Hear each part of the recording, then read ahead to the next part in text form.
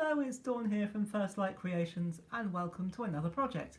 Now this is really the second part of yesterday's project. If you were able to join me then, you will have seen me use my mask and we did some magic masking, the stencil I suppose you might call it, and I used a sponge and I did some magic masking like that. Now we're going to do another technique of magic masking today, but this time we're not going to use this part, we are going to use the part that we cut out. So we're not going to use the aperture, we're going to use the circle part, the solid circle that we cut out. And we're going to do our masking in a slightly different way, but hopefully it'll be just as effective. There's no ball technique this time, this is something a bit different. And this time I'm going to use a red ink. If you joined me yesterday you would have seen I'd used 2 blue inks. Today I'm just going to use 1 red ink. And again, I'm going to use my very expensive sponge. Well, it's an offcut from a piece of pad, a piece of scouring pad. And I'm just going to rub it over like that.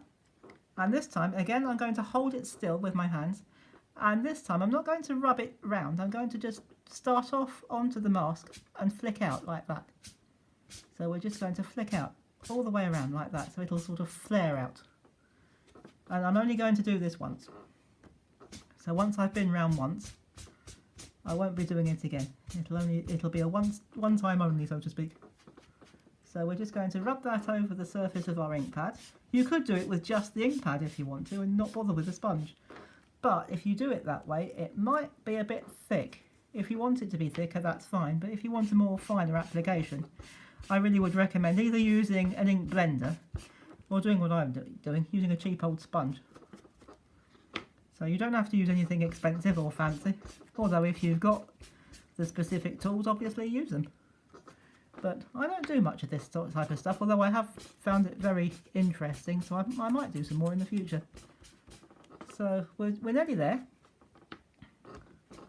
So we're just going to flick off round. This is an A5 card, incidentally, which is just an A4 piece of card, literally folded in half. And that's all you have to do to make an A5. Just to make it a bit bigger. And now this is where the magic is. We're going to take our mask away and you're left with a circle that looks like that. And that looks quite effective, I think.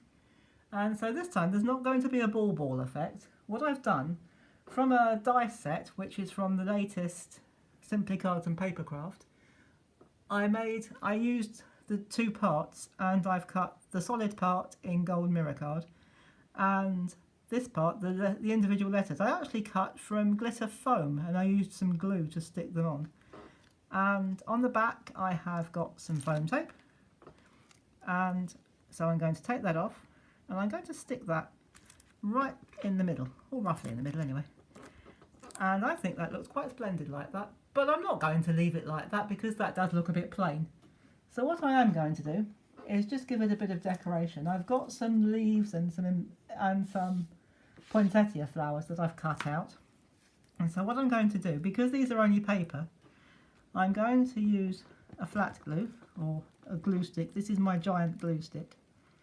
And so we're going to, this is all flat apart from this little bit that's raised here.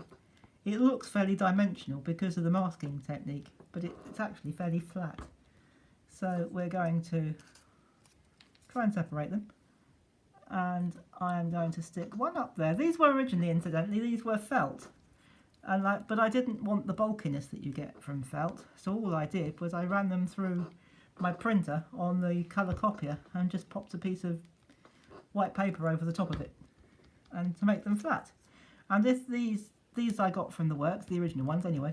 And if you're getting them and you're not sure that you can get them again, if you photocopy them, you'll always have the image. So there's another little tip for you.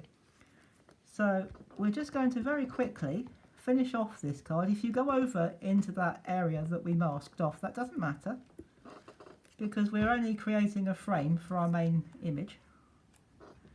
So we will carry on doing that and just pop the points of the holly so that they meet, and then just put another blob of glue.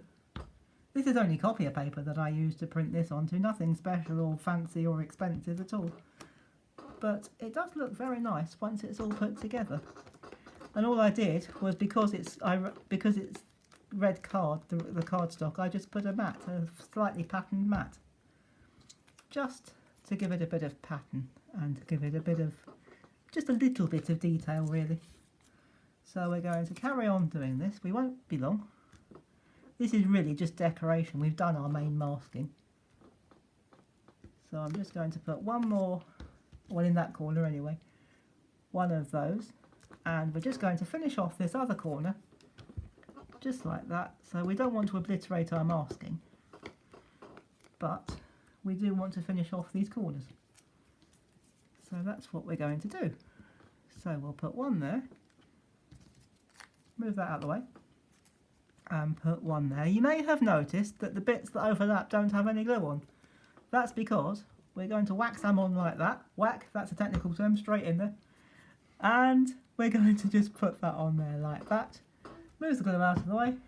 And we have a beautiful card, all made and ready to go. And because this is an A5 and because it's a red card base, I have just put a small 6x4 plain card inside just so that we can write our message. And that will stand very nicely. And so there is our magic masking technique number 2, and I used the part that we cut out from yesterday's project. So I hope you've enjoyed that and found it useful. If you're enjoying these videos, please do hit the like button, and if you would like to subscribe to our channel if you haven't already, click the notification bell and you'll never miss an upload. And I will see you soon with another project. So I hope you've had a good weekend, and then, until we meet again, thank you for watching everyone. Stay safe, have fun and happy crafting. Bye bye for now.